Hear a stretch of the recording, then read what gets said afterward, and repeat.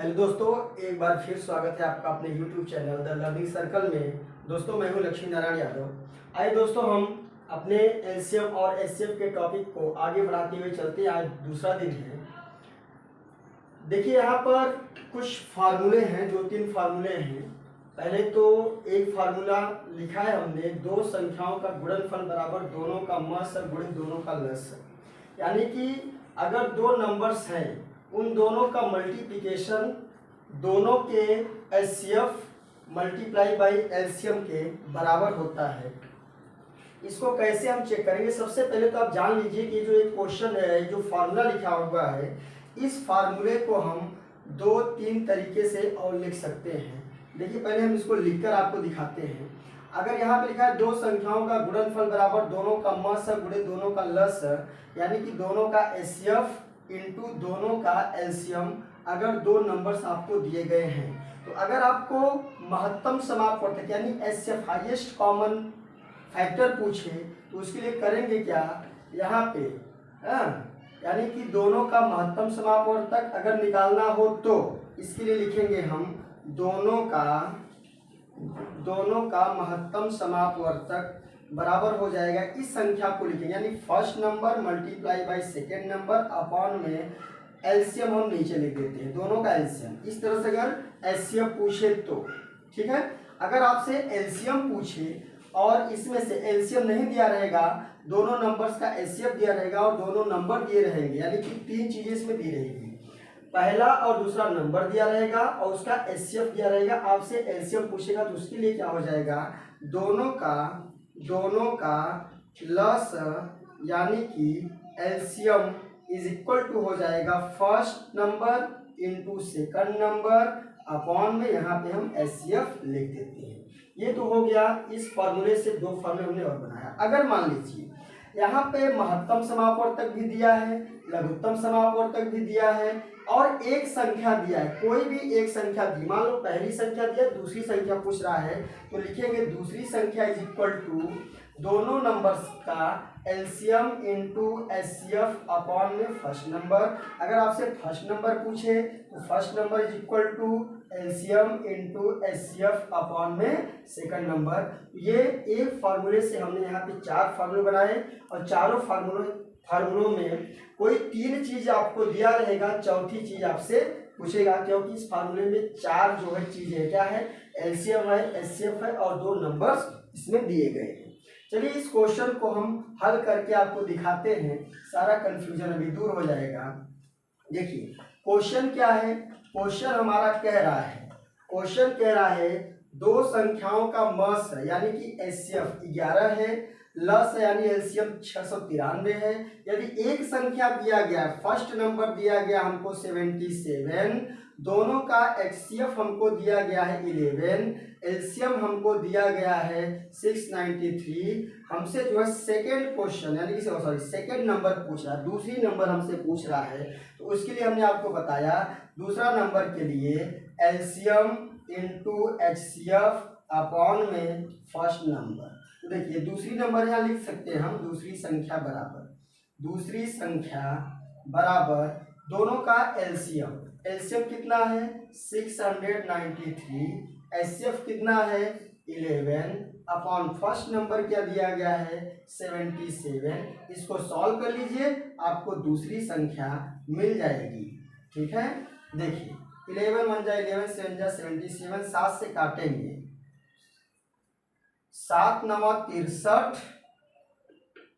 फिर कितना आएगा 6, फिर 7 9 63, 99 आएगा। दूसरी संख्या हमारी क्या हो गई 99। ये हमारा आंसर हो गया।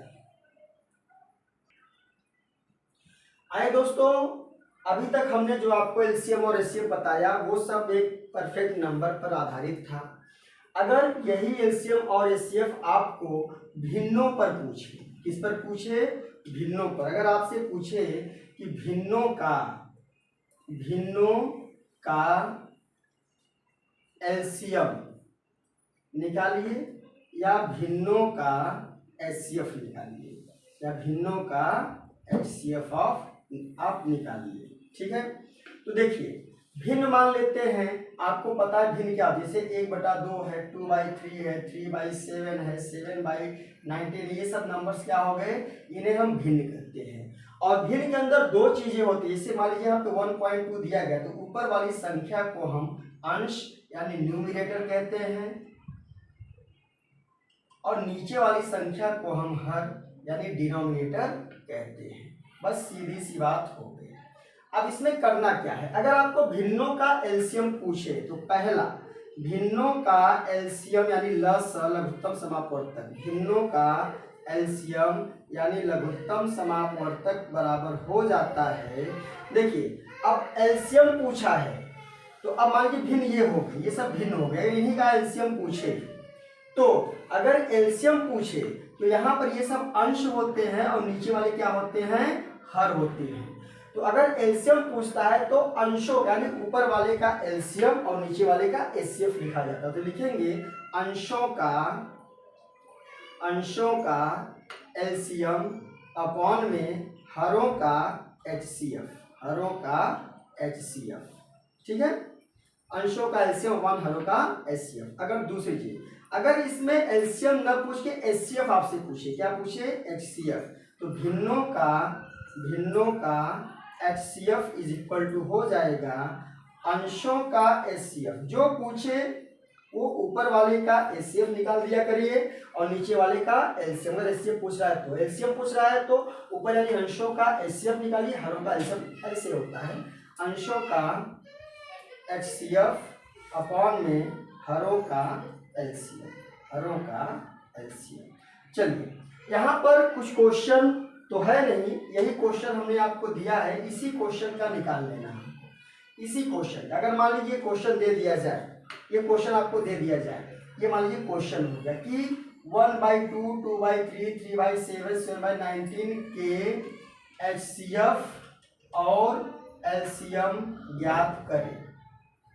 एचसीएफ और एलसीएम ज्ञात करें। देखिए हम करेंगे क्या इसको, इसमें हमने किया क्या, अगर क्या पूछ रहा है हमसे, एलसीएम पूछ रहा है, एलसीएम पूछ रहा है तो ये एलसीएम है यानी अंशों का एलसीएम निकालिए। अंश कौन कौन से हैं, 1, 2, 3, 7 यानी सभी क्या है, सभी प्राइम नंबर है। प्राइम नंबर का मतलब होता है अभाज्य संख्याएं जो किसी से न कटे।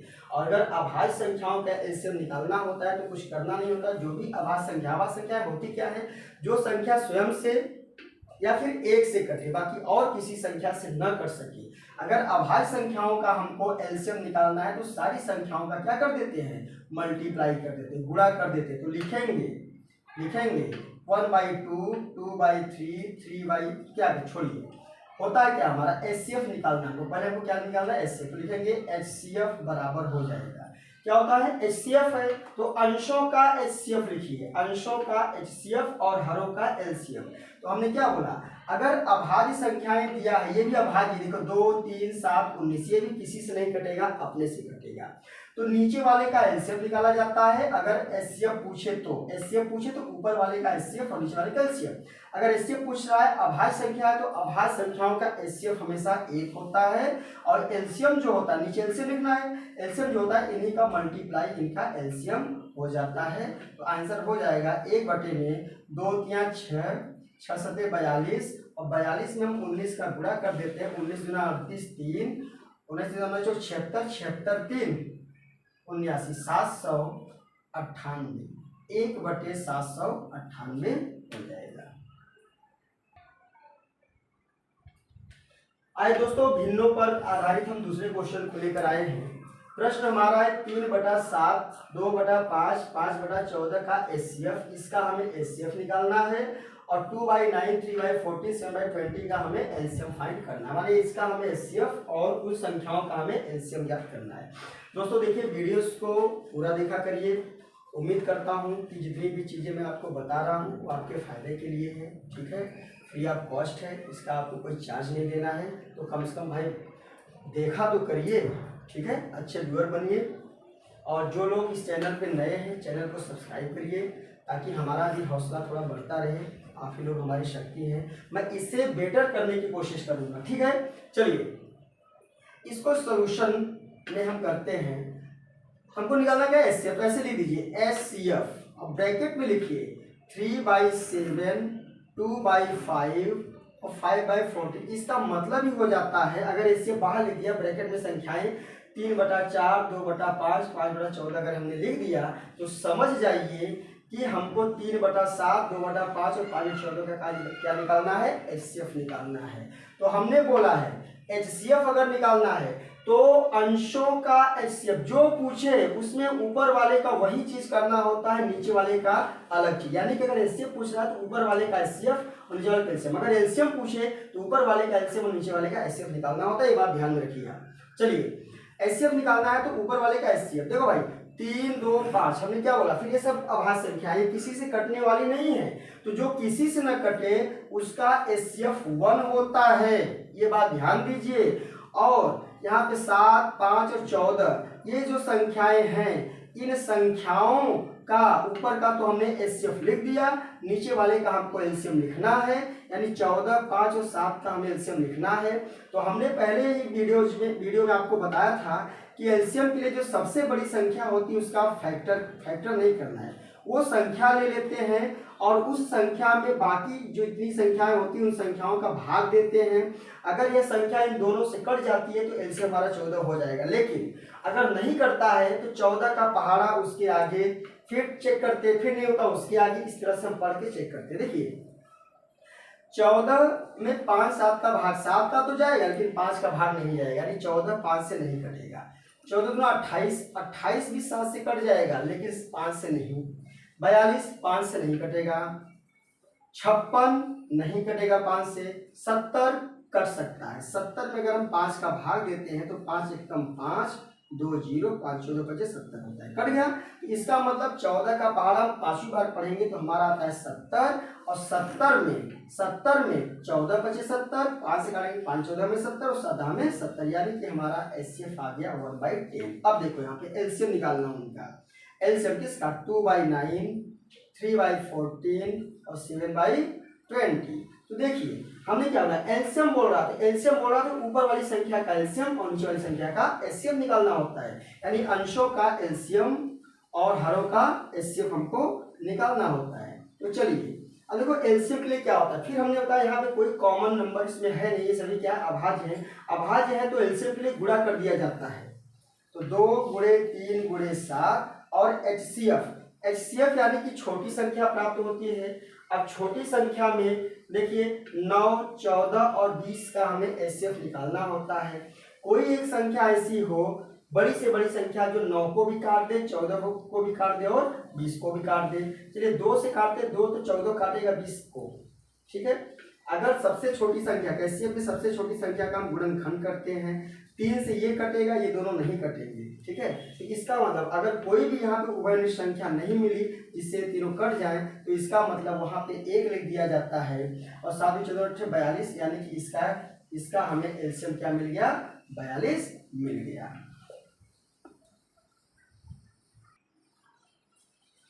तो दोस्तों आज के वीडियोस में बस इतना ही। इस पर आधारित बहुत सारे क्वेश्चन आपके पास बुक होंगे, उसको पढ़ते रहिएगा, करते रहिएगा। और हमारा वीडियो कैसा लगा आप अपनी राय जरूर दीजिए। चैनल को सब्सक्राइब करिए, लाइक करिए, कमेंट करिए, शेयर भी करिए। तब तक के लिए बाय।